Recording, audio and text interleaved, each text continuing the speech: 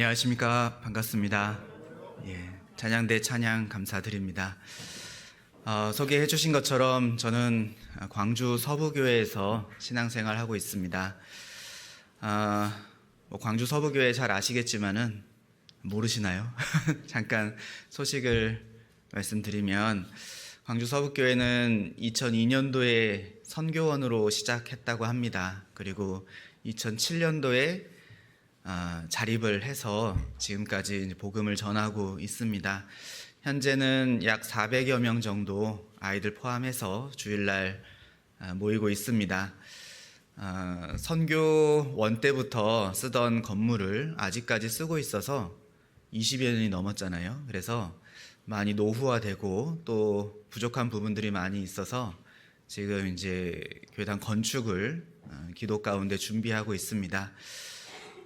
그러던 와중에 여기 우리 전주 북부교회 와서 교회당을 보니까 너무 멋있는 거예요. 그래서 부럽기도 하고, 정말 이 자리가 주님의 귀한 알곡들로 가득 채워지기를 또 소망하는 마음이 생기는데, 어쨌든 저희 교회도, 광주 서부교회도 이와 같이 훌륭한 교회당을 좀 잘 마련할 수 있도록 기도해 주시면 감사하겠습니다.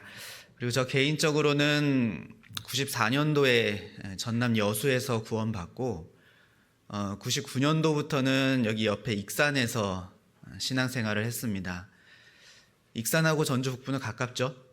그래서 저도 이제 전주로 학교를 다니면서 여기 삼례를 자주 왔다 갔다 했던 기억이 납니다. 그래서 그런지 되게 좀 고향에 온 것 같고 반가운 마음이 드는 것 같습니다. 아마 오고 가면서 얼굴을 또 뵙지 않았을까 싶은데요. 저 기억나세요? 안 나지만 난다고 해주셔서 감사합니다. 아마 보지 않았겠습니까? 지나가면서쯤은. 아무튼 제가 익산에 있을 때는 전주 북부교회가 없었죠. 그런데 이렇게 멋있는 모습으로 이렇게 성장되어 있는 모습을 보니까 너무나 감사가 되는 것 같습니다. 그럼 기도 드리고 하나님 말씀 함께 나누겠습니다. 사랑의 하나님 감사드립니다. 저희를 주님의 보혈로 구원해 주시고 또 주님의 몸된 교회 가운데 거할 수 있도록 은혜 베풀어 주신 것 감사합니다. 주님 오시는 그날까지 교회 안에 거하며 하나님의 은혜의 복음을 증거하는 삶을 살 수 있도록 도와주시옵소서. 아직 구원받지 못한 우리 사랑하는 가족들, 주변 지인들에게 담대하게 주님의 마음으로 이 복음을 전할 수 있도록 도와주시고, 우리가 간절히 기도하고 있는 그들의 마음도 하나님께서 붙잡아 주시고 열어주셔서 하루빨리 복음을 듣고 구원받을 수 있도록 도와주시기를 원합니다. 우리 전주 북부교회가 정말 하나님 보시기에 더욱더 아름다운 교회로 성장될 수 있도록 도와주시고, 우리 교회를 통해서 더 많은 이뤄진 영혼들이 주님께 돌아올 수 있도록 하나님 도와주시옵소서. 그 귀한 일을 우리 형제 자매님들이 잘 감당하실 수 있도록 또 영육간에 필요한 모든 것들 공급해 주시고 또 함께 해 주시기를 간절히 기도드립니다.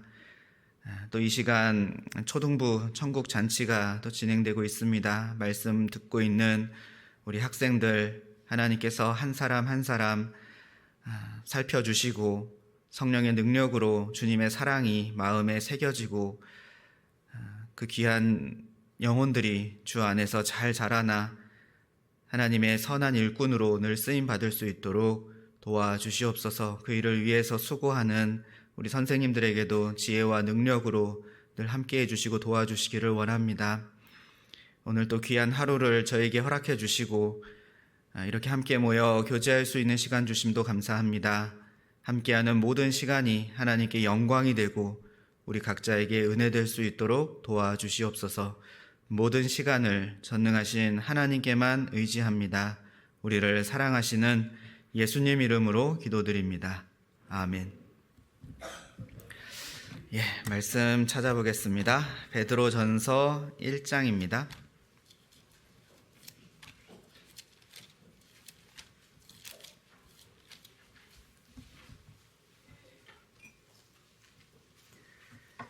베드로전서 1장 1절입니다.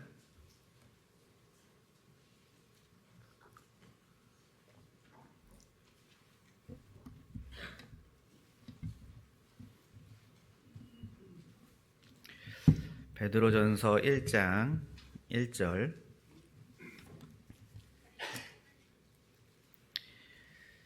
제가 읽어보겠습니다. 예수 그리스도의 사도 베드로는 본도, 갈라디아, 갑바도기아, 아시아와 비두니아에 흩어진 나그네 곧 하나님 아버지의 미리 아심을 따라 성령의 거룩하게 하심으로 순종함과 예수 그리스도의 피 뿌림을 얻기 위하여 택하심을 입은 자들에게 편지하노니 은혜와 평강이 너희에게 더욱 많을지어다. 됐습니다. 오늘은 베드로전서 1장을 중심으로 좀 몇 가지 생각해 보려고 합니다. 베드로전서는 아시는 것처럼 베드로가 이 성경을 기록한 이제 기자입니다. 수신자는 방금 읽은 것처럼 본도, 갈라디아, 갑바도기아, 아시아와 비두니아에 흩어진 나그네라고 되어 있는데 지금으로 보면 이제 티르키아라고 하죠. 터키에 흩어져 있는 교회들에게 보내는 서신서입니다. 기록된 연대는 주후 한 62년쯤 된다고 하고 당시에 로마 황제는 우리가 잘 아는 네로 황제 아시죠? 네로 황제가 다스리고 있던 시대 정도 된다고 합니다. 저는 어렸을 때 네로 황제 하면은 참 재밌는 사람인 줄 알았어요. 어렸을 때 코미디 프로그램 중에 그런 프로그램 기억나십니까? 네로 황제가 나와서 이렇게 재밌게 꽁트처럼 했던 기억이 있어서 네로 황제 하면 괜히 좀 친근하고 거부감이 없었는데 실제로는 그렇지 않았다고 하죠. 굉장히 폭군이었고 많은 사람들을 힘들게 했던 황제로 알려져 있습니다. 특별히 그리스도인들에게는 너무나 끔찍한 일을 많이 했던 그런 황제입니다. 당시 로마는 제국을 더 안정적으로 다스리기 위해서 황제를 신격화하고 우상처럼 섬길 수 있도록 강요를 시작했습니다. 그런데 그리스도인들은 당연히 이제 황제를 신처럼 받들 수 없잖아요. 따라서 로마의 정부로부터 이제 대대적인 핍박을 받고 있었던 때입니다. 그러니까 그리스도인들이 되면서 동족 간에 그리고 가족 간에 핍박도 있던 터인데 이제 정부로부터 대대적인 그리고 조직적인 그런 핍박이 막 가해지고 있었던 거예요. 자료에 보면 동물의 밥으로 그리스도인들을 주는 것은 일상적이고 심지어는 죽여가지고 장대에 달아서 거기다 불을 붙여서 밤에 조명으로 쓸 정도로 아주 극악무도하게 잔해했다고 알려져 있습니다. 그러니까 그리스도인들이 그런 환경 속에서 살아가는 것이 얼마나 힘들었겠어요, 그죠? 안에서는 동족들이 핍박하고 밖에서는 로마의 핍박이 있고 그렇게 어려운 상황 속에 있는 그리스도인들에게 하나님의 감동으로 사도 베드로는 이 베드로 전서를 기록하게 된 겁니다. 어려움 가운데 있는 성도들을 위로하고 그 고난 가운데 있는 성도들이 어떻게 살아야 될지를 이제 교훈하기 위해서 기록된 서신서예요. 당시의 그리스도인들만이 아니고 하나님을 믿는 모든 사람은 세상으로부터 어려움을 겪기 마련입니다. 그렇죠? 우리도 복음을 붙들고 하나님을 지키고 하나님을 전하는 삶을 살아갈 때는 어려움이 있잖아요. 그죠? 초대교회 성도들부터 시작된 그 어려움, 그 고난이 계속해서 이어지고 우리에게까지도 그 고난이 동일하게 있는 겁니다. 하나님께서는 그리스도인들을 지켜주실 법도 한데 그 고난을 겪지 않고 이겨낼 수 있도록 그냥 피할 수 있도록 해줄 법도 한데 이 고난을 왜 그냥 허락하실까? 그냥 왜 나쁜 말로는 내버려 두실까? 이렇게 우리가 또 생각해 볼 수 있잖아요. 그래서 세상에서는 하나님의 능력을 의심하기도 하고 하나님의 존재까지도 부인하는 일들이 있습니다. 하나님이 계시다면은 왜 이런 일이 생길까? 그리스도인들이 왜 이렇게 어려움을 당할까? 그렇게 생각도 하잖아요. 그런데 하나님께서는 이 고난도 그리스도인들에게 필요하기 때문에 허락하신다라는 겁니다. 이 고난을 통한 유익을 하나님께서는 성경을 통해서 우리에게 알려주고 계시잖아요. 첫 번째 우리가 생각해 볼 수 있는 유익은 고난을 통해서 우리의 믿음이 하나님 앞에 더 순전해진다는 것을 생각해 볼 수 있습니다. 그죠? 나의 가는 길을 오직 그가 아시나니 그가 나를 단련하신 후에는 내가 정금같이 나으리라. 정금은 정말 깨끗한 금, 그 순전한 금을 말하잖아요. 세상에 금이 있는데 땅속에서 얻어지는 금은 불순물들이 많이 끼어 있다고 합니다. 그것을 정말 순전한 깨끗한 금으로 만들기 위해서는 이것을 이제 녹여가지고 불을 가해서 녹여서 이렇게 정제하는 법이 있잖아요. 그러려면은 이 금에게 이제 고난, 시련이 주어져야 되는데 그럴 때 불순물들이 이제 빠져나간다는 겁니다. 우리도 고난 당하기 전에는 우리가 꽤 괜찮은 사람이고 믿음도 나쁘지 않은 사람처럼 생각될 수 있는데 고난이라는 것이 딱 오게 되면은 우리가 하나님 앞에 얼마나 약하고 연약한 존재인지, 내가 아직도 얼마나 육신적인 존재이고 믿음이 얼마나 적은지를 깨닫게 됩니다. 그리고 내 안에 감춰져 있는 죄도 하나님 앞에 드러나게 되죠. 숨은 교만과 사소하다고 생각했던 그런 것들도, 그런 죄들도 하나님 앞에 드러나게 되고 그것을 돌이키게 하는 하나님의 귀한 도구가 되는 것이 틀림없다라고 생각이 듭니다. 그죠? 그리고 고난을 통해서 하나님과 더욱 가까워지게 되는 것이 그리스도인에게 유익이라고 할 수 있습니다. 시편에 보면은 고난 당하기 전에는 내가 그릇 행하였더니 이제는 주의 말씀을 지키나이다. 고난 당하기 전에는 내가 그릇 행했습니다. 하나님과 거리가 있고 하나님과 멀어져 있던 상태였을 수 있는데 고난을 통해서 내가 주의 말씀 안으로 더 가까이 나아오게 되는 겁니다. 고난 당할 때 우리의 기도가 더 진실해지잖아요. 더 마음을 담아서 온 몸과 마음으로 정말 하나님께 기도드리는 자신을 발견하게 됩니다. 고난 당할 때 이 말씀을 더 생각하고 붙잡고 의지하게 되잖아요. 이런 고난을 통해서 우리가 하나님과 가까워지는 시간이 틀림없이 생긴다라는 겁니다. 그리고 세 번째 고난의 유익이라면은 그리스도인을 더 성숙하게 만드는 그런 일을 하는 것 같습니다. 여기 베드로전서 1장은 좀 표시를 하시고 바로 앞이죠. 야고보서 1장을 보겠습니다. 야고보서 1장 2절.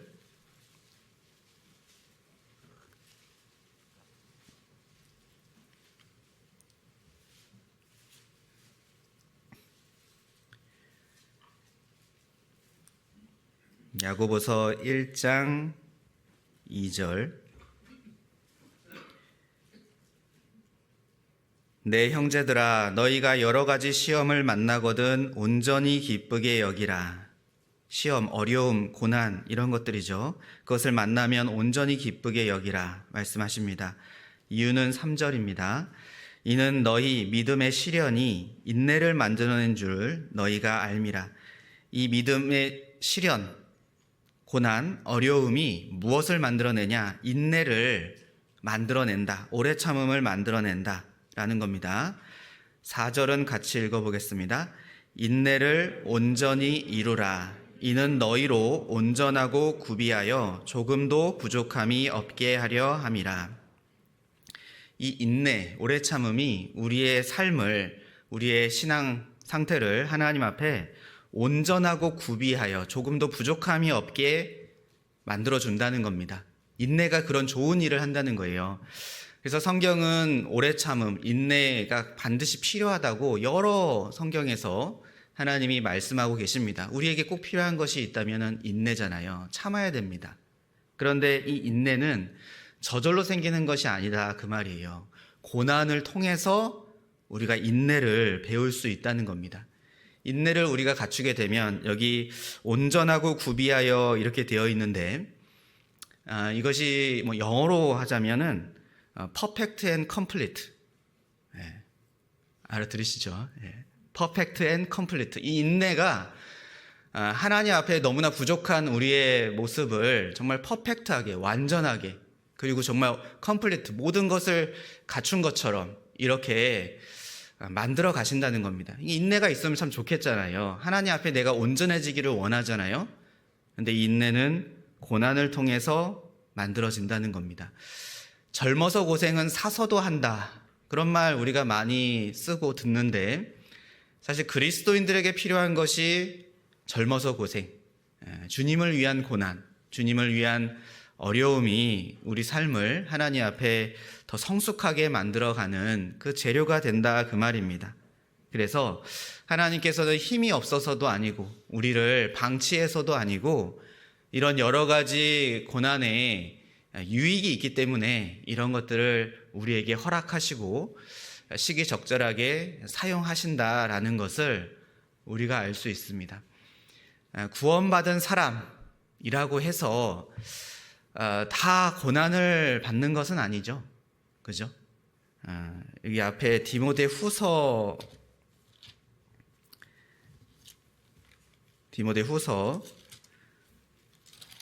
1장도 한번 보겠습니다.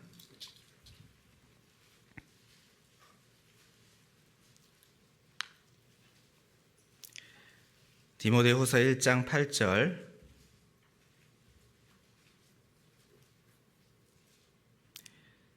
같이 읽어보겠습니다. 그러므로 네가 우리 주의 증거와 또는 주를 위하여 갇힌 자 된 나를 부끄러워 말고 오직 하나님의 능력을 좇아 복음과 함께 고난을 받으라.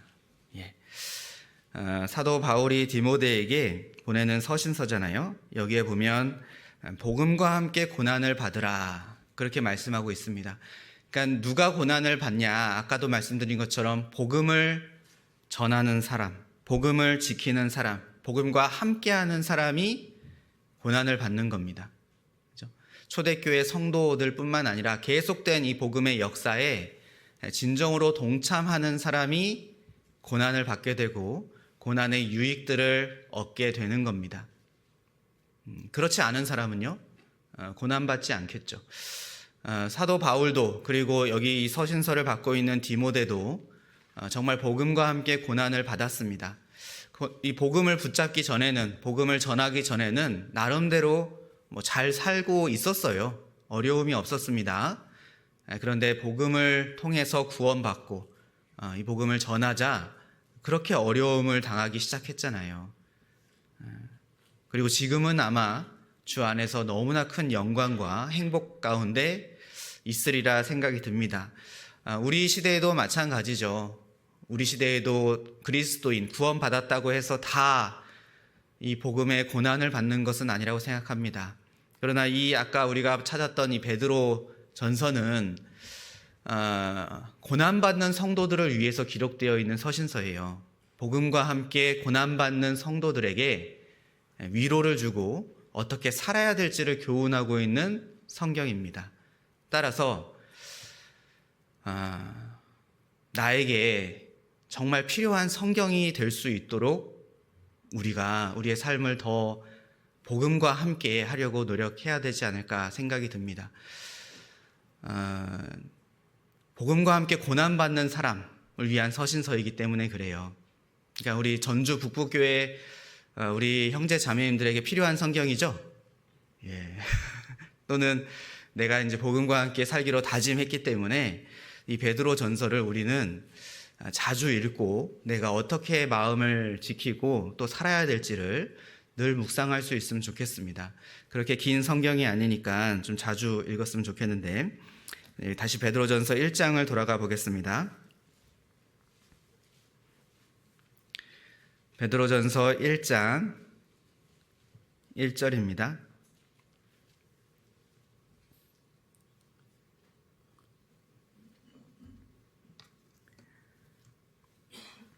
예수 그리스도의 사도 베드로는 본도, 갈라디아, 갑바도기아, 아시아와 비두니아에 흩어진 나그네. 그래서 그 고난받는 당시의 성도들, 그리고 고난받는 모든 그리스도인들에게 하나님은 뭐라고 말씀하고 계시냐면 우리의 정체성에 대해서 먼저 알려주고 계시는 겁니다. 너희가 누구냐? 너희는 이 땅의 나그네다 라는 거예요. 고난받는 성도들이 첫 번째 알아야 될 것은 우리가 나그네라는 겁니다. 이 세상이. 그죠? 나그네의 뜻은 고향을 떠나서 다른 곳에 잠시 머물거나 떠도는 사람을 의미하잖아요. 당시에 뭐 유대인이든 아니면 이방인이든 그리스도인들은 실제로 나그네처럼 살아가는 사람들이 많이 있었습니다. 유대인들이야 이제 막 자기 고향에서 쫓겨나서 이렇게 살아가는 디아스포라가 막 이제 준비되고 있는 그런 때였고, 그리고 이방인들은 뭐 로마인들이 사실 별로 없었잖아요. 그래서 로마 시민권이 없는 그냥 이방인 취급 당하는 그런 일들이 많이 있었기 때문에 육신적으로도 교회 안에 이방인들, 즉 나그네처럼 살아가는 그런 사람들이 많이 있었을 겁니다. 그런데 베드로는 그 현재의 육신적인 상황을 말하는 것이 아니라 우리가 하나님을 통해서 믿음을 얻게 되었는데 그 후로 우리의 삶은 하나님 앞에 나그네의 삶을 기억해야 된다라고 말하고 있는 거예요. 우리 믿음의 조상 아브라함도 그죠? 하나님을 통해서 믿음을 갖게 되고 그 순간 나그네의 삶을 이제 시작하게 되었잖아요. 육신적으로도 나그네의 삶을 시작하게 되었고 또 영적으로도 이 땅에서는 나그네의 삶을 살아가기 시작한 겁니다. 우리 앞에 다시 히브리서 11장 9절을 보겠습니다.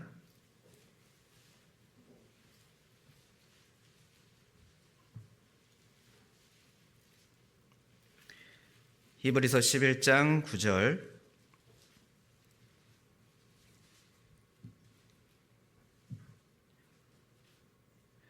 믿음으로 저가 외방에 있는 것 같이 약속하신 땅에 우거하여 동일한 약속을 유업으로 함께 받은 이삭과 야곱으로 더불어 장막에 거하였으니. 장막에 거하였다. 장막은 텐트를 의미하죠. 근데 아브라함은 원래는 텐트에 살던 사람이 아니잖아요. 커다란 도시에서 모든 문화와 경제적 풍요를 누리는 안정적인 삶을 살아가던 사람이었습니다. 지금으로 보면 뭐 서울과 같은 대도시에 살던 그런 사람이라고 할 수 있을 거예요. 그렇게 풍요로운 삶을, 안정적인 삶을 살다가 어느 날 하나님께서 알지 못하는 땅으로 이제 나아가라라고 말씀하고 있는 겁니다. 그것은 잠시 뭐 외출 또는 여행이 아니고 그동안 누려왔던 삶의 터전과 기반을 모두 버린 채 이제 하나님이 명하신 곳으로 나아가는 겁니다. 그러면서 이제 시작된 것이 집을 떠나서 텐트 생활을 하기 시작했다는 거예요. 우리가 이제 삶이 풍요로워지면서 이렇게 뭐 캠핑도 가고 하는데 이건 캠핑이 아닙니다. 이제 실제로 길 가에다가 텐트를 치면서 앞으로 언제까지일지 모르지만 텐트의 삶이 시작되는 거예요. 얼마나 불편했을까. 집에 살다가 하루만 노숙을 해도 불편한 것들이 많이 있잖아요. 우리가 하계 수양에 지금은 많이 편해졌다 하더라도 그래도 여전히 집에서 먹고 쉬는 것보다는 하계 수양에 가면 불편하잖아요. 그래서 나름대로 각오도 하고 그렇게 가잖아요. 그런데 아브라함은 얼마나 힘들었을까, 그죠? 우리가 어디를 이사를 가야 된다라고 했을 때 생각하고 살피는 것들이 많이 있잖아요. 거기 뭐 편의시설은 뭐가 있는지, 병원은 또 어떻게 되어 있는지, 뭐 또 교육 환경은 어떻게 되어 있는지, 뭐 교통편은 어떻게 되어 있고, 뭐 백화점이나 뭐 식료품은 어떻게 또 구비할 수 있는지, 뭐 여러 가지 것들을 생각 안 할 수 없잖아요, 그죠? 저도 그 자매를 이제 소개받아서 이제 만남을 가졌었는데, 자매가 인천에 있었습니다. 저는 이제 익산에 있었고요. 그래서 이제 만나서 교제를 하는 중에 그 이제 익산에 백화점이 있냐고 물어보더라고요. 인천에는 백화점이 있나 보죠? 그래서 익산에는 백화점이 있냐? 그래서 백화점 없잖아요. 예, 백화점 없었던 것 같아요. 그래서 백화점은 없는데 그에 준하는 대형 마트가 있다. 이렇게 이제 얘기를 했던 적이 있습니다. 뭐 백화점이 삶의 모든 것은 아니지만은 그러나 그런 혜택을 이제 누렸던 사람으로서 뭐 궁금하고 생각해 볼 수는 있잖아요. 다행히 백화점보다는 이제 저를 선택해서 익산으로 내려와서 이제 함께 결혼을 했었는데요. 아무튼, 그러니까 아브라함은 이렇게 온 가족을 이끌고 정말 알지 못하는 땅으로 나가서 나그네의 삶을 이제 시작한 겁니다. 우리 믿음의 조상이고 믿음의 본이잖아요. 그죠? 여기 밑에 11장 13절에 보면 이 사람들은 다 믿음을 따라 죽었으며 약속을 받지 못하였을 때 그것들을 멀리서 보고 환영하며 또 땅에서는 외국인과 나그네로라 증거하였으니, 이 땅에서는 나그네의 삶을 몸으로 실제 교훈으로 우리에게 본이 되어 주신 겁니다. 나그네의 삶을 살았던 거예요. 그래서 우리도 믿음을 따라서 이 땅에서는 육신적으로는 우리가 집이 있고 육신적으로는 이 땅에 뭐 고향도 있고 뭐 또 다 있지만은 실제 우리의 이제 시민권은 하늘로 바뀌었잖아요. 그 순간 우리는 이 땅에서는 나그네입니다. 나그네는 이 땅에서는 불편한 거예요. 마음을 둘 곳이 아니라는 겁니다. 또 나그네이기 때문에 이 땅에 속한 사람들에게는 때로는 핍박당할 수 있고 멸시당할 수 있고 고난받을 수 있다라는 것을 우리는 기억해야 될 겁니다. 그죠? 나그네는 나그네답게 살아가는 것이 필요하겠잖아요. 나그네인데 하나님은 분명히 너희들은 나그네다. 또 믿음의 조상들 그리고 우리의 믿음의 선배들이 다 나그네처럼 살아왔는데 나는 나그네와 같지 않게 이 땅에 마음을 두고 이 땅에서 영원히 살아갈 것처럼 그런 모습으로 살아간다면 하나님 앞에 그 모습은 합당치 않을 것이다 라고 우리가 생각해 볼 수 있습니다. 아브라함이 나그네의 대표라면 아브라함과 함께 동행했던 그 아브라함의 조카 롯은 나그네의 삶을 살다가 그렇게 살지 못한 또 대표적인 예가 아이러니하게도 됩니다. 창세기 13장을 한번 찾아보겠습니다.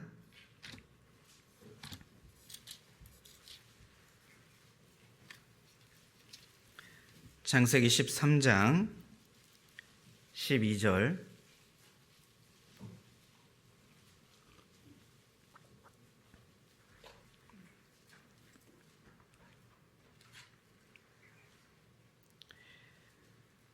창세기 13장 12절 아브라함은 가나안 땅에 거하였고 롯은 평지 성읍들에 머무르며 그 장막을 옮겨 소돔까지 이르렀더라.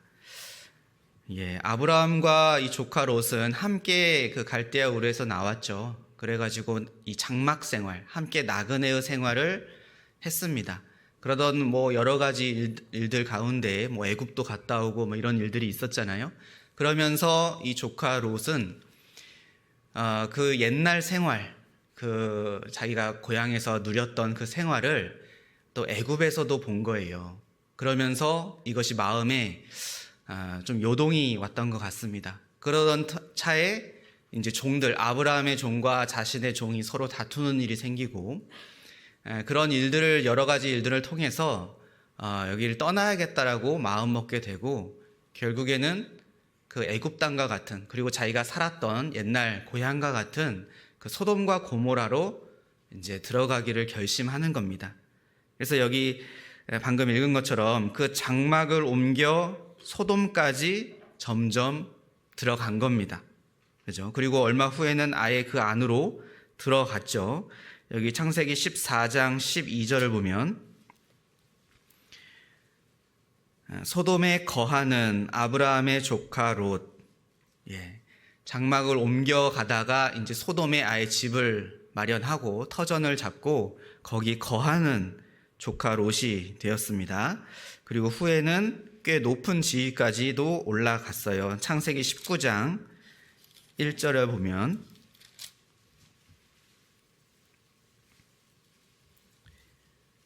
창세기 19장 1절 날이 저물 때에 그 두 천사가 소돔에 이르니 마침 롯이 소돔 성문에 앉았다가 이 사건은 아시죠? 근데 어쨌든 롯이 소돔 성문에 앉는 그런 사람이 되었다라는 것을 우리가 생각해 볼 수 있는데 성문에는 아무나 앉는 것이 아니라고 합니다. 어떤 마을의 꽤 높은 위치, 장로라든지 아니면 뭔가를 재판하고 판단하는 그런 사람의 위치까지 이제 올라간 거예요. 그러니까 이게 보면 우리 점점 신앙이 무너지는 그런 모습으로도 우리가 생각해 볼 수 있죠. 처음에는 아브라함과 같이 있었는데, 근데 점점 소돔 땅에 가까워지고, 이제 소돔 땅으로 아예 들어가서 집을 마련하고, 거기서 더 나아가서 이제 마을을 대표하는 사람까지 되어버린 겁니다. 시편 1편에도 말씀하고 있는 것처럼 악인의 꾀를 줬다가 죄인의 길에 서게 되고 결국에는 오만한 자의 자리에 앉게 되는 그 모습이 이 조카 롯의 모습이라고 생각이 들어요. 외형적으로는 그렇게 높은 자리에까지도 올라갔지만 그러나 이 조카 롯도 사실 성경에 보면 의인이라고 기록되어 있는 것처럼 우리로 따지자면 구원받은 사람인 겁니다. 그렇기 때문에 사실 세상에 완전히 속할 수는 없잖아요. 그죠? 그래서 이 사람들이, 이 소돔과 고모라 사람들이 조카 롯을 마음으로, 진정으로 존경하고 우러러보고 하나라고 이렇게 생각하지는 이제 못했던 거죠. 여기 창세기 19장 9절에 보면은 그들이 가로되 너는 물러나라, 또 가로되 이놈이 들어와서 우거하면서 우리의 법관이 되려 하는도다. 이제 우리가 그들보다 너를 더 헤아리라 하고 롯을 밀치며 가까이 나아와서 그 문을 깨치려 하는지라. 소돔과 고모라를 심판하기 위해서 하나님이 먼저 천사를 보냈을 때 롯이 그 천사들을 이제 자기 집으로 들여오게 했잖아요. 그걸 보고 소돔과 고모라 사람들이 그 천사를 이제 사람으로 생각해가지고 그 천사를 내놔라, 이제 그런 겁니다. 그때 롯이 그것을 제지하니까 이렇게 이제 막 뭐라고 하는 거죠. 너는 물러나라. 또 가로되 이놈이 들어와서 우리의 법관이 되려고 한다. 무시당하는 거잖아요. 그죠? 사람들의 진정한 인정을 받지 못하고 있는 상태인 겁니다. 그리고 가족들에게도 인정받지 못했죠. 여기 19장 14절에 보면은 롯이 나가서 그 딸들과 정혼한 사위들에게 고하여 이르되 여호와께서 이 성을 멸하실 터이니 너희는 일어나 이곳에서 떠나라 하되 그 사위들이 뭘로 여겼다고요? 농담으로 여겼더라. 그러니까 이제 막 심판이 시작되니까 조카 롯은 얼마나 이게 위급한 상황인지 알죠. 그래서 자기 가족들을 데리고 나가려고 하는 거예요. 마침 자기 딸들과 이제 약혼한, 아직 결혼은 아닙니다, 약혼한 예비 사위들이 있어서 같이 가기를 원했던 겁니다. 그런데 그 사위들이 장인의 말을 지금 농담으로 여기고 있는 거예요. 무시하는 겁니다. 그죠? 코웃음 치는 거예요. 지금도 그 장인과 이 사위의 관계는 좀 어려운 관계잖아요. 특히 아직 결혼하지 않았기 때문에 예비 사위로서 또 자기 이제 예비 장인으로서 이게 좀 어렵습니다. 그죠? 당시 자기 조상 야곱도 보면은 그 라반한테 쩔쩔매잖아요. 꽤 많은 그 야곱도 그 딸을 이제 얻기 위해서 그 장인의 말을 잘 듣잖아요. 그랬었는데 이 소돔과 고모라에 있는 이 예비 사위들은 무시하는 겁니다. 그랬기 때문에 이걸 통해서 우리가 생각할 수 있는 것은, 야, 어떻게 사위들한테도 이렇게 무시를 당하냐. 이 조카 롯이 정말 좀 온전한 그런 삶의 모습이 되지 못했다라는 것을 우리가 생각해 볼 수 있습니다. 어쨌든 결국에 이제 롯은 빠져나왔는데 그 결국이 어떻게 성경에 마무리되고 있냐. 여기 19장 30절에 보면 롯이 소알에 거하기를 두려워하여 두 딸과 함께 소알에서 나와 산에 올라 거하되 그 두 딸과 함께 굴에 거하였더니. 그래서 이제 두려움 가운데 살아가는데 큰 두려움을 얻은 것 같아요. 지금으로 따지면 굉장히 이제 공포심, 뭐 이런 것을 이제 갖게 된 것 같습니다. 그죠? 그래서 정상적인 이제 사회생활이 어려워지게 됐다라고 생각해 볼 수 있고, 여기 성경에 보면 특별히 굴 속에 거했다라고 말씀하고 있잖아요. 어두움 가운데로 이제 들어가 버린 겁니다. 그래서 롯의 삶의 모습은 여기까지 기록되어서 맞춰지고 있어요. 처음에는 아브라함을 따라서 멋지게 하나님 앞에 합당한 삶으로 시작이 됐습니다. 하나님께서도 기뻐하셨겠죠. 그런데 나그네로서의 삶을 잘 살았으면은 아브라함과 함께 귀한 쓰임을 받았을 텐데 그러지 못했습니다. 중간에 돌이킬 수 있는 기회를 하나님이 몇 번 주셨잖아요. 그런데도 조카 롯은 끝까지 나그네의 삶으로 돌아오지 않고 그 세상에 거하는 그런 삶을 살았던 겁니다. 결국이 어떻게 됐습니까? 너무나 비참하고 정말 동굴 속처럼 캄캄하게 답답하게 그 인생이 하나님 앞에 기록되어 있는 겁니다. 그래서 우리 그리스도인들도 이것을 통해서 교훈을 받을 수 있죠. 우리의 소망, 우리의 시민권은 하늘에 있다. 나그네다. 이 땅에서는 나그네면 이 땅에 미련을 두지 않는 사람이잖아요. 이 땅의 것을 생각지 않는 사람입니다. 오히려 하늘을 바라보고 하늘 것을 생각하고 그것을 위해서 살아가는 사람이 나그네인 거예요. 나그네의 삶은 불편한 것이 틀림없을 겁니다. 그런데 그렇게 살 때 힘이 나는 거예요. 그죠? 로마서 8장에 보면 너희가 육신대로 살면 반드시 죽을 것이로되. 육신대로 살면 성경 말씀에 반드시 죽을 것이로되라고 되어 있습니다. 아담에게 말씀하신 것처럼 이것을 먹는 날에는 정령 죽으리라 말씀하셨잖아요. 그래서 정말 죽었습니까? 안 죽었습니까? 진짜 죽었잖아요. 마찬가지로 성경은 기록하고 있습니다. 너희가 육신대로 살면 나그네인데 나그네처럼 살지 않고 세상 사람처럼 마음을 가지고 그렇게 똑같이 본을 받고 살아간다면 너희는 반드시 죽는다라고 말씀하고 있는 거예요. 아브라함이 꾀하고 죽지 않았던 것처럼 우리도 육신의 생명이 끝나는 것을 말씀하시는 게 아닙니다. 하나님 앞에 능력이 사라지는 거예요. 기도의 능력이 사라집니다. 기도의 간절함이 사라져요. 형식적으로 바뀝니다. 시간 때우기로 바뀌어요. 말씀의 감동이 사라집니다. 말씀으로 교훈받는 시간이 점점 줄어들어요. 그냥 읽을 뿐입니다. 그죠? 육신대로 살면 죽는 것들이 생기는 거예요. 영혼을 바라보는 마음도 죽습니다. 이뤄진 영혼이 더 이상 불쌍하지 않아요. 우리의 영적으로 하나님 앞에 점점 병들어가고 결국에는 죽는 겁니다. 육신대로 살면 반드시 그렇게 된다라고 말씀하고 있어요. 그러나 영으로서 몸의 행실을 죽이면 산다. 영으로서 몸의 행실을 죽이면 반대로 산다라고 말씀하셨습니다. 뭐가 살겠습니까? 반대로 기도의 능력이 살고 하나님의 말씀의 교훈이 우리 마음 가운데 심겨지고 역사하고 영혼을 바라보는 마음이 살아나고 불쌍히 여기는 마음이 살아나고 사랑하는 마음이 살아나고 애타는 마음이 살아나고 살아나는 겁니다. 그죠? 성경에 예수님 오기 전에 세례 요한이 기록되어 있습니다. 정말 능력의 사람이었잖아요. 많은 사람을 예수님께로 인도한 정말 위대한 사람이었습니다. 그는 이 땅에서 어떠한 기적과 이적도 행하지 않았어요. 그런데 어떻게 그렇게 능력 있는 삶을 살았느냐? 그는 나그네처럼 살았기 때문에 그렇게 능력 있는 삶을 살 수 있었던 겁니다. 그죠? 약태 털옷을 입고 메뚜기와 석청으로 광야에서 하나님의 말씀을 선포하는 삶. 우리 그리스도인, 후에 초대교회 이후에 모든 그리스도인들에게 본이 되는 모습이잖아요. 교훈이 되는 모습인 겁니다. 특별한 우리에게는 능력을, 이적을 이제는 더 이상 허락해 주지 않으셔요.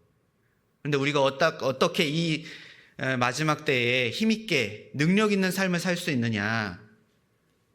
나그네로서의 삶을 온전히 살아갈 때, 그때 세례 요한이 많은 사람을 주님께로 인도한 것처럼 우리도 그렇게 할 수 있는 겁니다. 우리가 나그네도 아니고 세상 사람도 아니고 그런 어중간한 위치를 살아간다면은 그게 하나님 보실 때 미지근한 신앙이 되는 거예요. 이것도 아니고 저것도 아니고. 마치 조카 롯과 같은, 소돔과 고모라 성에 있는 그 조카 롯과 같은 그런 삶의 모습이 하나님 앞에 되는 겁니다. 그래서 베드로는 고난받는 성도들에게 우리는 나그네다. 나그네이기 때문에 이런 어려움을 겪는 것이 당연하다 라고 말씀하고 있는 겁니다. 다시 베드로전서 1장을 보겠습니다.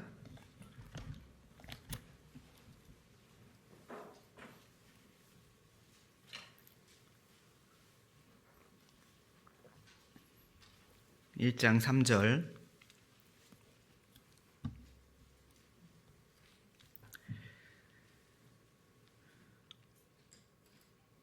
찬송하리로다. 우리 주 예수 그리스도의 아버지 하나님이 그 많으신 긍휼대로 예수 그리스도의 죽은 자 가운데서 부활하심으로 말미암아 우리를 거듭나게 하사 산 소망이 있게 하시며. 4절은 같이 읽겠습니다. 썩지 않고 더럽지 않고 쇠하지 아니하는 기업을 있게 하시나니 곧 너희를 위하여 하늘에 간직하신 것이라. 우리는 나그네지만, 이 땅에서는 보잘것없고 발에 치일 것 같은 그런 나그네이지만은, 그러나 우리에게는 산 소망이 있다. 세상에 죽은 소망, 썩은 소망, 여러 가지 헛된 소망이 많이 있지만 우리는 이 진리인 성경 안에 산 소망을 발견하고 이것을 우리가 가진 자다라고 말씀하는 겁니다. 그러니까 나그네가 절대 잊지 말아야 될 것은 산 소망이라는 겁니다. 이 소망을 기억할 때 우리가 나그네의 삶을 끝까지 그리고 즐겁게 감사함으로 살아갈 수 있다라는 거예요. 우리 히브리서 성경 한번 찾아보겠습니다. 히브리서 6장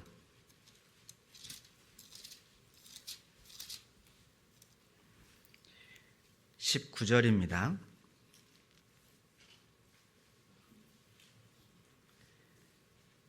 히브리서 6장 19절 같이 읽어보겠습니다.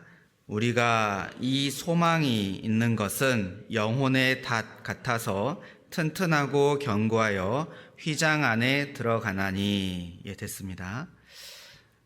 우리가 이 소망이 있는 것은 예수 그리스도 안에서 얻게 된 산 소망을 말하죠. 이 소망이 있는 것은 영혼의 닷과 같다. 그래서 이것이 튼튼하고 견고하여 휘장 안에 들어간다라고 말씀하고 있습니다. 영혼의 닷이 뭔지 아시죠? 배에서 쓰는 도구라면 도구란데, 이 배가 정박할 때, 더 이상 항해하는 것이 아니라 배가 잠시 머무를 때, 항구든 아니면 바다든 배가 잠시 머무를 때 그 파도에 또는 바람에 떠내려가지 않도록 무거운 추를 이렇게 밧줄에 매달거나 쇠사슬에 매달아서 내리잖아요. 아시죠? 그게 닷입니다. 돛은 이제 반대로 닷을 올리고 이게 바람을 받아서 이제 진행할 수 있도록 하는 것이 돛이고, 그러니까 돛하고 닷은 기능적으로는 이제 반대의 개념인데, 특별히 소망을 영혼의 닷과 같다라고 말씀하고 있는 거예요. 그러니까 우리 마음을 흔들리지 않고 견고하게 붙잡아준다. 세상으로 떠내려가지 않게, 롯으로 따지자면 소돔과 고모라로 들어가지 않도록 붙잡아주는 것이 뭐냐? 소망이다, 그 말입니다. 이 소망이 견고한 자가 끝까지 나그네의 삶을 살아갈 수 있는 거예요. 세상의 많은 유혹의 바람, 세상의 많은 어려움의 바람, 이런 것들이 불어옵니다. 그때 우리가 소망의 닷을 튼튼하게 예수님 안에, 그리고 천국에 내려놓고 있다면은 우리의 믿음이 떠내려가지 않을 수 있을 거예요. 그런데 이 닷이 희미하거나, 그죠? 약하거나 또는 굉장히 가볍다면은 살짝 바람이 불어도, 살짝 파도만 일어도 어디로 간지 모르게 떠나 가버릴 수 있는 겁니다. 그래서 우리는 이 소망, 이 산 소망을 튼튼하고 견고하게 우리 마음 가운데 늘 생각하면서 살아가야 될 거예요. 생활 중에 우리가 항상 이 소망을 생각하지 못할 때가 있잖아요. 그럴 때면 우리도 마음이 세상으로 또는 육신으로 언제든지 이렇게 흘러가는 자신의 모습을 발견할 수 있잖아요. 그죠? 아차 하는 순간 다시 또 돌아오지만 그 시간이 만약에 길어진다면 우리는 꽤나 멀리 하나님을 떠나 소돔과 고모라로 가까이 가고 있는 우리의 모습을 발견하게 되는 겁니다. 그것이 길어지면 나중에 다시 돌아오기가 너무 힘든 거죠. 그죠? 그래서 다시 튼튼하면, 견고하고 무거우면 어떤 어려움과 시련도 우리가 이겨낼 수 있는 겁니다. 그래서 그 폭풍 가운데 사도 바울이 했던 말이 있잖아요. 그 로마로 압송되어 갈 때 그 배 안에서 이제 유라굴로라는 큰 폭풍을 만나서 굉장히 큰 어려움을 겪었습니다. 그때 바울이 많은 사람들 앞에서 이렇게 얘기하죠. 그러므로 여러분이여 안심하라. 나는 내게 말씀하신 그대로 되리라고 하나님을 믿노라. 그러니까 이게 무슨 말이냐면 바울에게 죽지 않을 거다. 그리고 여기 함께 배에 있는 사람들도 폭풍 가운데 죽지 않고 살아서 이제 갈 거다라는 약속을 해주신 겁니다. 그러니까 바울은 여전히 폭풍 가운데 있지만은 그 하나님이 하신 말씀을 붙잡고 그것이 소망이 된 거죠. 그래서 이 믿음을 끝까지 지키고 오히려 두려움에 떨고 있는 사람들을 안심시킬 수 있는 그런 역할을 할 수 있었던 겁니다. 그러니까 말씀을 붙잡는 거죠. 그게 소망이 된 겁니다. 우리도 주님께서 약속해 주신 많은 좋은 것들을 우리 마음 가운데 늘 붙잡고 그대로 되리라고 나는 믿는다. 그것을 우리가 교훈받아서 지킬 수 있으면 좋겠습니다. 그리고 이 소망을 가진 자가 기쁨 가운데, 즐거움 가운데 신앙생활 할 수 있는 거죠. 베드로전서 다시 1장 돌아가 보시면 1장 6절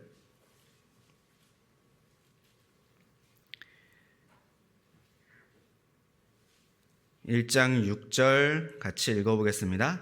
그러므로 너희가 이제 여러 가지 시험을 인하여 잠깐 근심하게 되지 않을 수 없었으나 오히려 크게 기뻐하도다.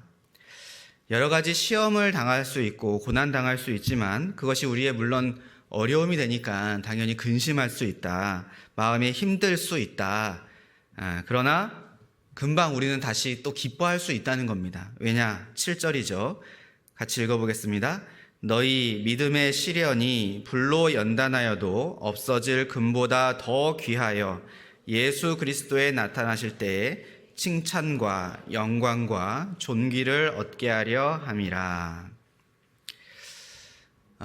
이런 어려움이 없어질 금보다 더 귀한 그 점금과 같은 우리의 믿음으로 하나님 앞에 나타난다라는 겁니다. 그래서 이 고난을 통과한 믿음을 가지고 하나님 앞에 갔을 때 하나님께서 칭찬과 영광과 정말 존귀를 우리에게 허락해 주실 거기 때문에 우리가 이 고난을 기뻐할 수 있다라고 성경은 말씀하고 있는 겁니다. 베드로는 고난받는 성도들에게 알려주고 있는 거예요. 금이 많으면 좋겠잖아요. 그죠? 아니에요. 금이 많으면 좋겠잖아요. 특별히 지금 요즘 시대에 뭐 사상 초유의 그 금값, 그죠? 지금 뭐 얼마인지 모르겠지만 뭐 수백, 뭐 100만 원 금 한 돈에 뭐 100만 원까지 가까이 되는 것 같아요. 옛날에 10만 원, 저 때는 10만 원 정도 했던 것 같아요. 한 돈에. 더 어르신들은 뭐 몇만 원이었다고 말씀을 하시던데 지금 거의 100만 원에 육박하는 거 보면 참 놀랍잖아요. 근데 이 세상의 금 많으면 좋겠지만은 잠깐이죠. 길어야 100년 아니겠습니까? 이런 금은 하나님 앞에 가지고 갈 수가 없습니다. 하나님께서 이 금을 원하시는 것이 아니에요. 라오디게아 성도들이 그랬잖아요. 마지막 시대 요한계시록 3장에 나와 있는 그 라오디게아 성도들은 자기들이 꽤나 부유하다고 생각했습니다. 금이 많이 있었나 보죠. 그래서 우리 정도면 뭐 부자지, 문제 없지, 걱정 없지, 이 세상 괜찮지, 살만하지, 그렇게 살았던 겁니다. 근데 하나님, 예수님이 볼 때는 어떠냐? 너희는 지금 너무나 헐벗었다, 궁핍하다, 가난하다, 가진 것이 없다, 그렇게 말씀하고 있는 겁니다. 왜? 라오디게아 성도들은 타협하는 신앙생활을 했거든요. 고난을 피했습니다. 고난을 통과한 믿음을 가지고 있지 못했던 거예요. 그래서 예수님께서 너희들은 지금 하나님 앞에는 너무나 가난한 상태에 아무것도 지금 가지고 있지 않은 상태다. 그래서 그 라오디게아 성도들에게 불로 연단한 금을 사라라고 말씀하고 있잖아요. 금을 사라. 근데 이것은 고난을 통과한 믿음을 의미하고 있잖아요. 그것이 하나님 앞에 부유하게 만드는 방법인 겁니다. 그러니까 우리가 고난을 당할 때마다 그 없어지지 않는, 이 땅에 두고 가지 않는 하나님 앞에 영원한 금이 쌓이고 있다면은 그 얼마나 기쁜 일이겠어요. 그러겠죠? 예. 우리가 누군가 내가 복음을 전할 때 욕 한 번 누가 나한테 했다. 그런데 집에 와 보니까 금 한 덩이가 딱 집에 이제 도착해 있는 거예요. 그러면은 욕 한 번 들었는데 금이 하나 이렇게 배달되어 있네. 또 다음 날 가서 또 다른 사람한테 복음을 전했는데 또 욕을 한 바가지 들었어요. 또 집에 와서 보니까 또 금 한 덩이가 또 있는 거예요. 그러면 이제 다음 날 기대가 됩니까? 안 됩니까? 누가 좀 욕해줬으면 좋겠다. 내가 복음 전할 때 좀 핍박했으면 좋겠다. 집에 가면 또 금이 쌓여 있을 테니까. 뭐 그냥 이야기처럼 들릴 수 있지만 실제 하나님 앞에 우리가 복음과 함께 고난을 당할 때, 어려움을 겪을 때 정말 간절한 마음으로 기도하고 그 영혼을 생각하고 애쓸 때 하나님 다 아시잖아요. 그리고 그런 모든 어려움을 우리가 끝까지 잘 견디고 이겨내고 그것을 붙잡고 살아가면 하나님께서 틀림없이 우리 천국의 우리 집에, 우리 집 다 있잖아요, 그죠? 천국의 집에 금을 하나씩 정말 귀한 것으로 분명히 주시고 계실 겁니다. 그것을 믿으니까, 그걸 믿는 사람은 어때요? 잠깐 근심은 되지만은 그러나 한편으로 다시 기뻐할 수 있다는 겁니다. 즐거워할 수 있다는 거예요. 우리가 자주 듣는 예지만은 내가 2월 달까지만 이 집에 살고 3월부터는 대한민국에서 제일 좋은 집으로 이사 간다. 대한민국에서 제일 좋은 집이 어디 있는지 모르겠지만은 아무튼 3월 1일부터 내가 거기 산다. 그러면 지금 사는 집이 조금 허름해도 겨울에 뭐 외풍이 좀 있고 눈이나 비가 올 때 좀 물이 새고 그런다 할지라도 뭐 뜨거운 물이 잘 안 나오고 이거 맞추려면 막 세세하게 이렇게 조심히 맞춰야 되고 뭐 여러 가지 불편한 점이 많아도 한 며칠만 참으면 내가 3월 달부터 대한민국에서 제일 좋은 집이니까 뭐 얼마나 좋겠어요. 그 집에 살 수 있다면 즐겁게 참을 수 있죠. 그걸 생각하면서. 그리고 오히려 사람들에게 나 지금 이런 집에 살고 있지만 전혀 걱정되지 않고 문제되지 않는다. 조금만 버티면 제일 좋은 집으로 이사 간다. 그렇게 오히려 당당하게 감사함으로 말할 수 있다고 생각합니다. 그게 우리가 나그네지만은 산 소망을 가진 자는 그렇게 기쁘게 나그네의 삶을 이제 살아갈 수 있다는 거예요.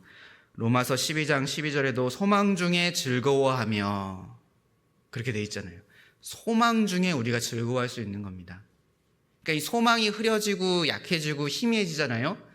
그러면 이제 신앙생활이 조금 재미없어요. 힘들어요. 무겁습니다. 괴로워요. 짐처럼 여겨지는 거예요. 그냥 평범하게 살고 싶은 겁니다. 소망이 없으면 그냥 몸이 건조해지는 거예요. 그렇잖아요. 소망 중에 즐거워하며 그래서 우리가 고난 당한다 할지라도 하나님이 주실 영광과는 비교할 수 없다라는 말씀도 있습니다. 우리가 고난을 당하지만은 주님께서 주실 영광과 비교했을 때는 그것은 아무것도 아니다. 물론 지금 너무나 힘든 시간을 보내고 있는 분도 있을지 모르겠어요. 하나님의 복음을 전하면서 많은 어려움을 겪는 분도 틀림없이 있습니다. 우리가 사정을 다 몰라서 그렇지 정말 괴로운 분들도 있을 수 있어요. 그러나 주님이 주실 영광과 비교하면은 그것은 아무것도 아니다. 그러면 그게 사실이겠잖아요. 그죠? 좋게 비교할 수 없다라고 말씀하셨기 때문에 그것을 우리가 생각하고 기쁨으로 믿음으로 이겨나갈 수 있다고 생각합니다. 그래서 나그네는 이제 어떤 마음으로 또 살아야 될지를 좀 잠깐 생각해 보겠습니다. 여기 베드로전서 1장 13절에 보면은 나그네가 어떻게 살아야 되냐, 거룩하게 살아야 된다 말씀하고 계세요. 13절부터 제가 읽어보겠습니다. 그러므로 너희 마음의 허리를 동이고 근신하여 예수 그리스도에 나타나실 때에 너희에게 가져올 은혜를 온전히 바랄지어다. 너희가 순종하는 자식처럼 이전 알지 못할 때에 줬던 너희 사욕을 본 삼지 말고 오직 너희를 부르신 거룩한 자처럼 너희도 모든 행실에 거룩한 자가 되라. 16절은 같이 읽어보겠습니다. 기록하였으되 내가 거룩하니 너희도 거룩할지어다 하셨느니라. 이 땅에서 나그네는 어떻게 하나님이 살기를 원하시냐, 거룩하게 예전의 모습처럼 그대로 살지 않고 이제는 주님의 뜻 안에서 새로운 사람으로 거룩되게 구별된 삶을 살기를 원하신다 그 말입니다. 왜냐하면 이제 아버지가 거룩하신 분이기 때문에 그의 자녀들도 거룩하기를 하나님께서는 원하신다 그 말이에요. 성도의 거룩은 세상과 구별이잖아요. 이전에 알지 못할 때에 줬던 너희 사욕을 본삼지 말고, 그러니까 우리가 구원받기 전에는 세상의 가치관과 문화를 좇아서 살아갔을 겁니다. 그것이 당연하고 그것이 올바른 선택의 모습이라고 살았던 거죠. 그런데 그것이 이제 진짜가 아니라는 것을 알았잖아요. 세상의 가치관이 진짜가 아니고 성경의 가치관이 진짜다라는 것을 알았던 겁니다. 그래서 세상의 가치관에서 이제 구별되는 하나님의 뜻으로 변화되는 삶을 살아가야 되는 거예요. 로마서 12장 2절에도 너희는 이 세대를 본받지 말고, 이 세상을 본받지 말아라, 그들의 가치관을 따라가지 말아라 말씀하고 있잖아요. 그들의 대표적인 가치관은 첫 번째 인본주의를 예를 들 수 있을 겁니다. 인본주의, 인간 중심, 사람이 최고다. 더 나아가서는 내가 좋으면 된다. 반대로 내가 안 좋으면, 내가 싫으면 안 해도 된다. 이것이 이제 심해지면 이제 이기주의가 되고 자기만 아는 이제 그런 모습으로 변하게 되죠. 그래서 교회 안에도 사람이 중심이 되면 안 되는 거잖아요. 사람 중심, 왠지 듣기 좋죠. 우리가 사람이기 때문에 사람 중심, 틀린 말이 아닌 것 같아요. 그러나 하나님 중심이 더 올바른 그리스도인들의 가치관이 되는 겁니다. 사람 중심은 결국에는 하나님과 멀어지게 되어 있는 거예요. 왜냐하면 사람 중심은 자기 기준으로 바뀌는 것이기 때문에 그렇습니다. 내가 좋으면 하고 안 좋으면 안 하는, 그죠? 그러니까 이제 신이 자기 마음이 되는 거예요. 자기 배가 우상이 된다고 성경은 표현하고 있는데 자기가 우상이 되는 겁니다. 자기가 신이 되는 거죠. 그게 인본주의라는 거예요. 그리고 또 하나는 물질 만능주의. 돈이면 다 되는 것이 세상의 가치관이잖아요. 그죠? 점점 그것이 우리 삶의 모든 모양으로 나타나고 있습니다. 돈이면 다 되는 것. 그죠? 돈을 얻기 위해서 사람을 해치기도 하고 사기를 치기도 하고 전혀 문제가 되지 않아요. 왜냐하면 내가 돈을 얻는 거니까. 심지어는 가족인데도 돈을 얻기 위해서 해치는 일들이 생기고 있습니다. 가족 간의 어떤 그런 도덕, 이런 사랑, 이런 것보다 돈이 더 우선시 되는 거예요. 그런 것이 중요한 것이 아니고 돈이 최고다. 그렇기 때문에 그런 인륜, 뭐 어떤 그런 모든 가치관 이런 것들을 다 짓밟고서라도 돈이면 된다라는 가치관. 그리스도인들도 그 정도는 아니더라도 그런 가치관에 물들게 되면 이제 돈을 쫓아가서 살아가는 삶의 모습으로 바뀌게 되는 거예요. 하나님의 뜻과 하나님의 말씀과 하나님이 명하신 이 교제를 우선시하기보다는 돈을 쫓아 살아가는 삶의 모습으로 변할 수 있는 겁니다. 우리가 돈을 안 벌 수는 없지만 그러나 믿음을 지키기 위한 어떤 수단, 도구, 복음을 전하기 위한 수단, 도구로 활용해야지 그것이 목적이 되어서는 안 되잖아요. 그런 것들을 우리가 주의해야 되고, 또 외모지상주의, 예쁘면 다 되는 세상, 잘생기면 다 되는 세상, 그런가요? 좀 덕 좀 보셨죠, 여러분들? 잘생겨서 좀 많이 이득 좀 보셨죠? 근데 교회 안에서도 외모로 모든 것을 판단하고 평가하려고 하면 안 된다 그 말이잖아요, 그죠? 그래서 겉사람은 뭐 어떻든지 간에 우리는 속을 생각하고 그것을 고민하고 바라봐야 될 거라고 생각합니다. 이것이 잘못하면 외식적인 신앙생활의 모습으로 나타날 수 있는 거예요. 겉으로만 그럴싸하게 말은 번지르르하게 하는데 속은 그렇지 않고, 가정에서나 하나님과 1대1로 있을 때는 또 다른 어떤 삶의 모습을 살아가고, 사람들 앞에서, 형제자매들 앞에서는 또 올바른 척 바른 척 하는 신앙의 모습. 예수님께서도 정말 싫어했던 그 바리새인들의 모습이 그와 같았잖아요. 우리가 그렇게 살아갈 수 있는 겁니다. 또 외식하는 자들은 영혼에는 관심이 없죠. 그냥 그 사람의 겉모양만 바라보고 살아가지 속 사람은 어떻게 되든지 관심이 없는 겁니다. 우리가 그렇게 살지 않도록 주의해야겠다 생각이 들어요. 거룩하게 우리가 살아갈 때 그때 하나님께서 우리를 쓰실 수 있다 그 말이잖아요. 그죠? 그래서 누구든지 이런 것에서 자기를 깨끗하게 하면 귀히 쓰는 그릇이 되어 거룩하고 주인의 쓰심에 합당하며 모든 선한 일에 예비함이 되리라, 이렇게 말씀하셨습니다.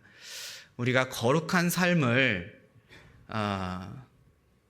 정말 100% 마음 먹는 순간 짠 이루는 것은 아니고, 이것은 삶의 방향성을 의미하고 있는 거예요.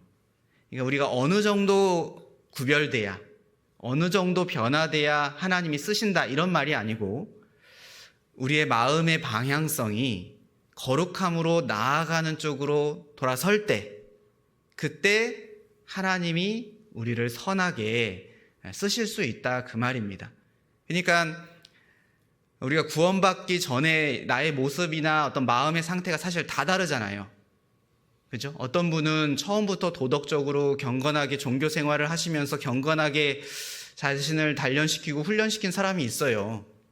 구원받지 않았지만은 종교 생활하면서 꽤나 구별된 이런 모든 것들을 지켜온 사람들이 있습니다. 근데 어떤 사람은 하나님도 모르고 뭐 이런 거 아무것도 모르기 때문에 정말 아무렇게나 막 또 살았던 그런 분들도 계시잖아요. 그 두 사람이 구원받았어요. 출발점이 어쩌면 다를 수 있잖아요. 성경의 거룩의 기준으로 봤을 때. 그러면 하나님은 이 종교생활 했던 사람을 쓰시고 여기 있는 사람은 이 수준까지 끌어올라갈 때까지 쓰시지 않는다는 말이냐? 그게 아니라는 겁니다. 어느 위치에 있든지 간에 그 위치에서 하나님께까지 우리는 거룩해져야 되니까 방향성이 하나님께로 향해 있을 때, 그때 하나님이 우리를 선한 일에 예비함이 되리라 쓰신다 그 말입니다. 그러니까 문제되지 않죠. 그죠? 아무리 종교 생활을 통해서 내가 꽤나 거룩함을 갖고 시작했다 하더라도 방향성이 점점점 하나님을 향해 있지 않고 멀어진다면 하나님 앞에 근심이 되는 겁니다. 그죠? 할아버지 할머니들이 손주가 자기한테 오는 걸 기뻐하잖아요. 그렇죠? 그래서 어떻게 해서 아유 이리 와라 이리 와 하면서 이제 막 뭐 깎아를 준다, 뭐 선물을 준다, 용돈을 준다, 뭐 재롱을 피우기도 하면서 아이가 그 손주 손녀들이 자기한테 오기를 너무나 기뻐하잖아요. 그죠? 멀리 있어도 자기한테 이렇게 자기 눈을 마주치면서 이렇게 오려고 하면 그때부터 기쁘죠? 예, 자기한테 딱 와서 안길 때만 기쁜 것이 아니라 멀리 있지만은 할아버지인지 알아보고 할머니인지 알아보고 방긋 웃으면서 딱 오려고 폼 잡을 때 그때부터 기대가 되고 기쁘고 반갑고 행복하잖아요. 그 모든 시간이 얼마나 즐겁고 기쁘겠습니까? 근데 자기 품 안에 있어요. 근데 막 발버둥 치고 있어 지금. 벗어나려고 하고 막 점점 멀어지려고 해. 그러면은 안 기쁘죠? 예. 점점 멀어지려고 이제 딱 그 자세를 잡는 순간 서운한 겁니다. 하나님도 마찬가지일 거라고 생각이 들어요.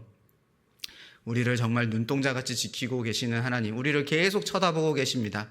가까이 오기를 기다리고 계시는 거예요. 우리가 마음을 돌이켜서 결심하고 다짐하고 하나님께로 방향성을 돌릴 때 하나님은 딱 바로 눈치채시는 겁니다. 그리고 기쁨으로 우리를 기다리시는 거예요. 쓰시는 겁니다. 그러나 아무리 가까이 왔다 하더라도 방향성이 반대 방향으로 가고 있다면은 그때부터 근심 걱정인 거죠. 그래서 우리는 거룩한 생활을 나그네지만은 해야 된다라는 것을 생각해 볼 수 있습니다. 그래야 하나님이 나그네로서 이 땅에서 해야 할 일들을 나를 통해서 할 수 있는 겁니다. 또 밑에 17절을 보겠습니다. 그리고 우리는 경외함으로 살아야 된다라고 말씀하고 계십니다. 1장 17절 같이 읽어보겠습니다. 외모로 보시지 않고 각 사람의 행위대로 판단하시는 자를 너희가 아버지라 부른즉 너희의 나그네로 있을 때를 두려움으로 지내라. 예. 나그네로 있을 때를 두려움으로 지내라 말씀하시는 겁니다. 우리가 나그네로서 이 땅에 살아가는 모든 삶이 결국에 하나님 앞에 이제 심판, 판단을 받게 된다라고 말씀하시는 거예요. 그래서 하나님을 경외하는 마음을 우리는 늘 가져야 됩니다. 하나님을 너무 편하게 하나님과 친근하면 좋긴 한데 뭐 이렇게 사람처럼까지 끌어내려가지고 편한 이웃 아저씨처럼 생각하고 그렇게 대하지 않도록 익숙함에 속아서 하나님의 경외함을 잊지 않도록 우리가 주의해야 될 거라고 생각합니다. 그래서 예레미야 2장 19절을 한번 찾아보겠습니다. 예레미야 2장 구약 1051페이지쯤 됩니다.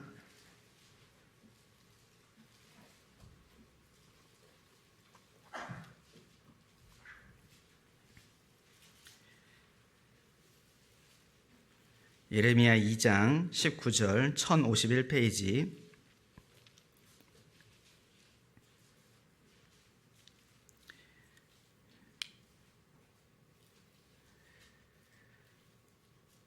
내 악이 너를 징계하겠고 내 패역이 너를 책할 것이라. 그런즉 내 하나님 여호와를 버림과 내 속에 나를 경외함이 없는 것이 악이요 고통인 줄 알라. 주 만군의 여호와의 말이니라. 하나님을 경외함이 없는 것이 악이다. 북이스라엘이 앗수르에 망하고 남유다는 돌이켜야 됐었는데 그러지 않았죠. 여전히 하나님께 돌아오지 않고 고집된 길을 걷고 있었습니다. 그래서 하나님이 이 예레미야를 통해서 유다를 책망하고 있는 말씀이에요. 너희들 이런 문제가 있는데 그 중에 하나가 경외함이 없다. 그것을 말씀하고 있는 겁니다. 우리 구약 성경에 또 사무엘 하 보면은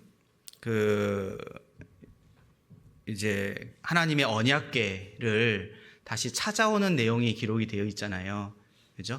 그 블레셋에게 빼앗겼다가 다시 이제 다윗이 되찾아오는 과정이 성경에 기록되어 있는데, 하나님의 괴는 굉장히 사실 두려움의 성물이죠. 경외. 하나님이 그곳에 함께 하시겠다라고 하셨기 때문에 사람은 손대지 말라고 하나님이 엄하게 말씀하셨습니다.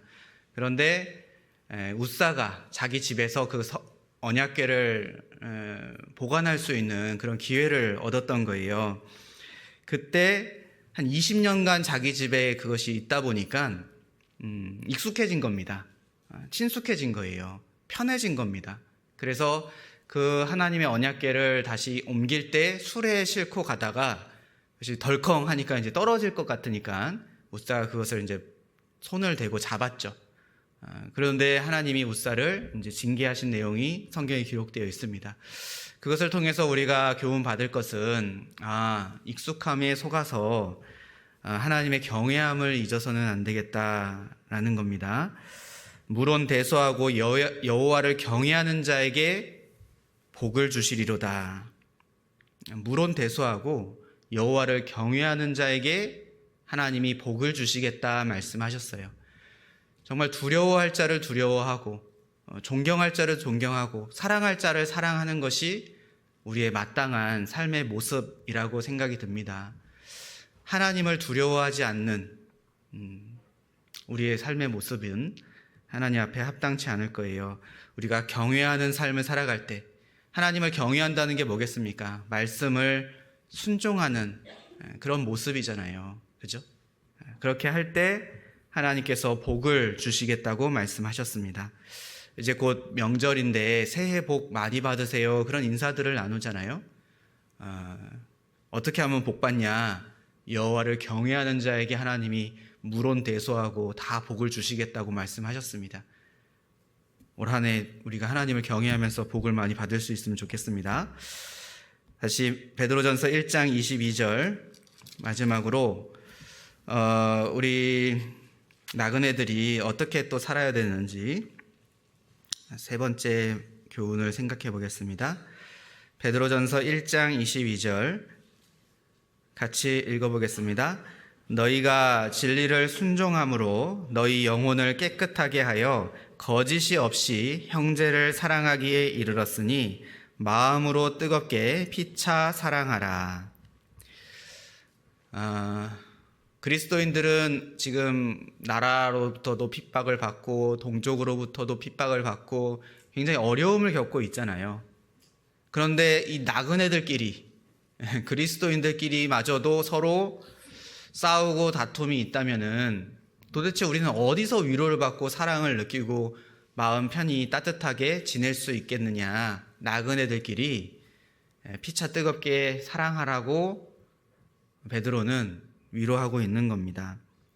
근데 여기 보면은 너희가 진리를 순종함으로 너희 영혼을 깨끗하게 하여 이제 구원받을 때죠. 이제 거짓이 없이 형제를 사랑하기에 이르렀으니 여기 처음 말씀하고 있는 사랑은 형제애입니다. 형제애. 형제를 사랑하는 사랑. 공동체적 어떤 사랑. 어떤 한 팀이 갖는 쉬운 말로 뭐 소속감일 수도 있고 뭐 이렇게 공동체 의식일 수도 있죠. 뭐 군대에 가면은 전우애가 있고 뭐 이런 것처럼 우리가 어떤 한 팀에 들어가면 거기서 갖는 소속감과 어떤 어떤 사랑이 있는 겁니다. 그죠? 우리가 구원받고 이 안에 들어오면 이 가족과 같은 그런 느낌을 갖게 되잖아요. 따뜻하고 반겨주고 이렇게 아껴주니까 그런 좋은 마음이 들고 나도 여기 이제 가족이구나. 이제 한 일원이 됐구나. 그렇게 이제 소속감을 느끼고 사랑을 느낍니다. 그걸 말하는 거예요. 처음에 우리가 갖는 이 형제애. 그래서 이것이 있으니까 이제 형제자매들을 볼 때 막 다 천사 같고, 그죠? 너무나 좋잖아요. 근데 지내다 보면은 천사예요, 천사 아니에요? 대답하기 좀 곤란하죠. 천사가 아니었구나. 그냥 나와 같은 부족한 연약한 사람이구나. 그 깨닫잖아요, 그죠? 더 심하면은 상처도 받고, 저 형제님, 저 자매님은 도대체 왜 저러지? 구원받은 지 몇 년이나 됐는데 왜 아직도 저렇게 말하고 저렇게 행동하지? 나를 싫어하나? 나를 미워하나? 나랑 한판 하자는 건가? 이제 막 별의별 생각이 다 들고 상처를 받을 수 있습니다. 형제애로는 그게 극복이 안 되는 거예요. 그런데 이어서 말씀하고 있는 사랑이 있습니다. 여기 22절 하반절에 보면은 마음으로 뜨겁게 피차 사랑하라. 여기서 나오는 사랑은 아가페 사랑입니다. 사랑의 단어가 원어적으로 좀 다르다고 해요. 우리가 어디에까지 이르러야 되냐? 아가페 사랑, 즉 예수님의 사랑이잖아요. 우리가 사랑을 받은 것처럼, 예수님께 받은 것처럼 이제 형제 자매님들을 조건 없이 나한테 잘해주든지 그렇지 않든지 환경과 사람에 상관없이 뜨겁게 이제 사랑하기를 주님은 원하시는 겁니다. 거기까지 나아가기를 원하시는 거예요. 나그네들을 우리에게 바라는 사랑이 그런 사랑인 겁니다. 그러니까 고린도전서 13장에 나와 있는 사랑, 그죠? 원수를 사랑하는 사랑, 그것이 우리가 나아가야 될 그 사랑의 모습인 거예요. 나그네들끼리 그렇게 사랑하라 그 말입니다. 그럴 때 우리가 이 안에서 하나가 되고 정말 연합하고 동거해서 이 사랑을 통해서 결국에는 복음이 힘있게 전해지는 그런 삶의 모습으로 나타나게 되는 겁니다. 우리끼리 사랑하지 않으면 복음도 힘을 잃을 수밖에 없는 거예요. 그러지 않겠습니까? 우리가 수양회를 통해서 복음이 힘있게 전해지는데 그때 그 안에 녹아있는 형제 자매의 사랑을 통해서 많은 사람들이 마음이 녹아지잖아요. 그죠? 희생하고 수고하고 헌신하는 사랑, 대가 없이 조건 없이 봉사하고 도와주는 그 사랑이 보여지니까 그 영혼들의 마음이 그것에 감동되어서 이곳에서도 듣던 말씀인데 수십 번, 수백 번 들었던 말씀인데 그 모습이 그 마음을 녹이고 감동시켜서 말씀이 그제서야 들어가기 시작하잖아요. 그 정말 놀라운 역사 아닙니까? 근데 수양에만 우리가 바라보고 있을 것이 아니라 우리 전주 북북교회 안에서도 그런 모습이 다 느껴지는 겁니다. 새로 오신 분들은요, 안 보는 것 같아도 다 보더라고요. 이랬네 저랬네, 이런 모습이 참 좋았습니다, 저런 모습 참 감사했습니다, 나를 위해서 기도해주고 이렇게 도와주고 헌신하는 모습이 너무나 좋았습니다. 도대체 왜 나를 이렇게 생각하고 아껴줄까? 또 저 형제자매들은 뭐가 저렇게 기뻐서 저렇게 즐겁게 교제하고 이렇게 서로 하나가 되는 모습이 있을까? 그런 것으로 마음이 움직이는 겁니다. 그래서 정말 뜨겁게 사랑하는 삶을 베드로는 당부하고 있는 겁니다. 정리를 하면 그리스도인들은 결국에 구원받았다, 하나님을 믿는다라면은 이 땅에서는 나그네다. 정상적인 나그네의 삶을 산다면은 이 땅에서는 당연히 힘들다. 그것이 진리다라는 것을 우리가 알 수 있습니다. 그리고 나그네는 이 땅에서 거룩한 삶, 그리고 하나님을 경외하는 삶, 또 형제 자매인들과는 서로 사랑하는 삶을 주님은 살기 원하신다라는 것을 베드로전서 1장을 통해서 좀 생각해 봤습니다.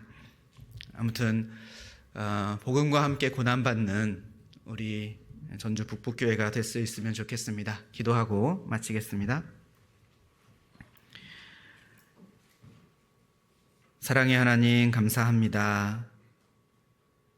불쌍히 여겨주시고 사랑해 주셔서 우리의 모든 죄를 예수님께 담당시켜 주시고 예수님께서 십자가에 못 박혀 피 흘려 죽어주심으로 우리의 모든 죄를 영원히 갚아주신 그 놀라운 은혜와 사랑에 감사드립니다.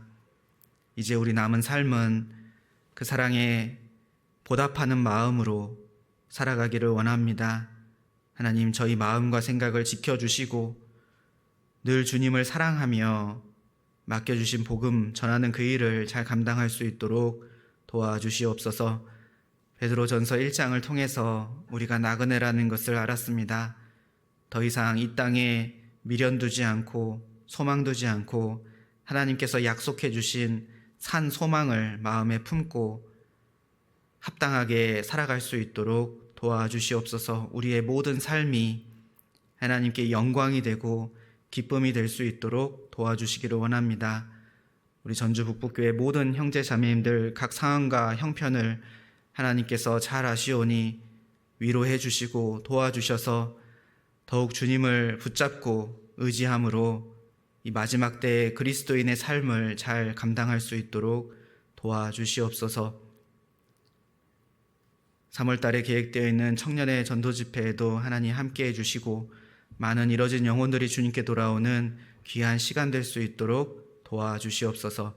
오늘 함께해 주신 것 감사드리며 이후의 모든 시간도 하나님께만 의지합니다. 우리를 사랑하시는 예수님 이름으로 기도드립니다.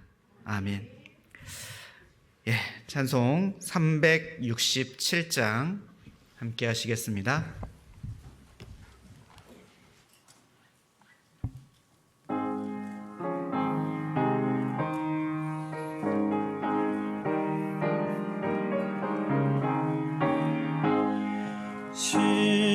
십자가를 내가 지고 주를 따라가도다.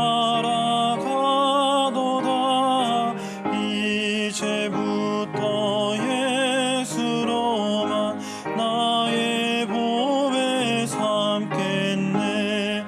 세상에서 부귀영화 모두 잃어버려도 주의 평안 내가 받고 영생 복을 얻겠네. 주도 곤욕 당했으니 나도 곤욕 당하리. 세상 친구 간사들 예수 진실하도다. 예수 나를 사랑하사 빛난 얼굴 베시며 원수들이 미워하나 염려할 것 없도다. 내가 핍박당할 때에 주의 품에 안기고 세상 고초 당할수록 많은 위로 받겠네. 주가 주신 기쁨 외에 기뻐할 것 무엇냐. 주가 나를 사랑하니 기뻐할 것뿐일세.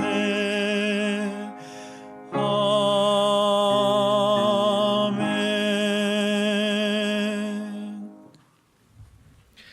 교회 앞에 광고해 주시겠습니다.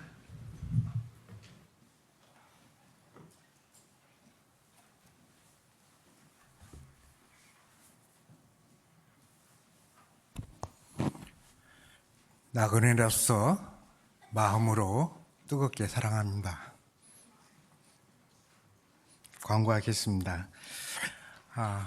우리 어린이 천국 잔치가 오늘부로 끝났습니다. 우리 어린 영혼들이 새로운 친구들 이렇게 전도하고 또 하나님을 알게 되고 또한 우리 주님의 사랑을 깨닫는 그런 시간들을 가져봤습니다. 우리 어린 영혼들을 위해서 같이 기도해 주신 것 진심으로 감사를 드리고요. 우리 영혼들 보면 안아주시길 바라겠습니다. 이어서 청년의 집회와 또한 3월 대집회가 계획되어 있습니다. 청년의 집회는 3월 3일부터 시작해서 3월 7일까지 저희 담임 목사님, 강사님으로 모시고 진행됩니다. 이를 위해서도 같이 기도해 주셨으면 감사하겠습니다. 3월 대집회는 3월 23일부터 3월 29일까지 수원교회에 계시는 김형일 목사님 모시고 이렇게 말씀 증거됩니다. 이를 위해서 같이 기도 부탁 올려주시고요. 같이 합심 기도할 수 있도록 해주셨으면 감사하겠습니다. 오늘은 구역별 모임으로 진행됩니다. 1시 30분에 진행됩니다. 그리고 오늘부터 2기 디모데 학교가 진행됩니다. 1층 소강당에서 진행됩니다. 우리 디모데 학교 신청하신 형제 자매님들 전원 참석해 주셨으면 감사하겠습니다. 그리고 사무엘 학교가 내일부터 시작됩니다. 내일부터 시작되는데 우리 교회당에서는 오늘 저녁 출발합니다. 5시에 출발합니다. 그리고 우리 사무엘 학교에서 우리 전통이 있죠.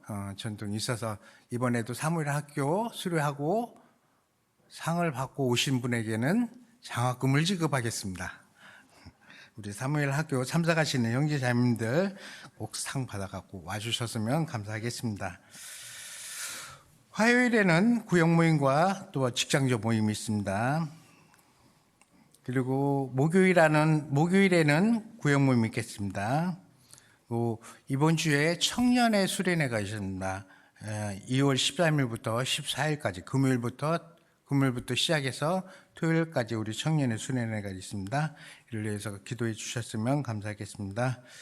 그리고 저희 교회당에서 이번에부터 판매가 시작됩니다. 뭔 판매가 시작되면 낫또 판매가 시작됩니다. 그래서 우리 판매부를 새로 신설이 돼 있고요. 판매부에서 이렇게 놔두고 팔고 있으니까요. 많이 명절 선물로 이용해 주셨으면 감사하겠습니다. 이상 광고 마치겠습니다.